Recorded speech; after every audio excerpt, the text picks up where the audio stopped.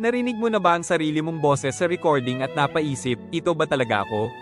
Hindi ka nag-iisa, milyon-milyong tao ang nakakaranas nito, ang boses na kilala natin, biglang nagiging kakaiba at parang estranghero. Bakit nga ba ganoon? Ano ang hiwaga sa likod ng ating sariling tinig na tila nagbabago sa bawat pag-record? Ang sagot sa misteryong ito ay nasa kung paano natin naririnig ang ating sarili. Kapag nagsasalita tayo, dalawang paraan ang ginagamit ng tunog para marating ang ating pandinig. Ang una ay sa pamamagitan ng hangin. Dito, ang sound waves ay dumadaan sa ating ear canal. Ito ang naririnig ng ibang tao at ng recording device, ngunit may ikalawang paraan pa na tayo lang ang nakakaranas. Ang pangalawang paraan ay tinatawag na bone conduction o ang pagdaan ng tunog sa buto. Ang vibrations mula sa ating vocal cords ay direkta ring dumadaan sa ating bungo patungo sa ating panloob na tainga. Ang tunog na naririnig natin sa bone conduction ay karaniwang mas mayaman, mas malalim, at mas buo kaysa sa tunog na dumaan sa hangin. Kaya, kapag nakikinig ka sa recording, air conduction lang ang naririnig mo, ang bersyon ng boses mo na naririnig ng lahat. Ito ang dahilan kung bakit pakiramdam mo ay parang estranghero ang boses mo sa recording. Ngayon alam mo na ang sikreto.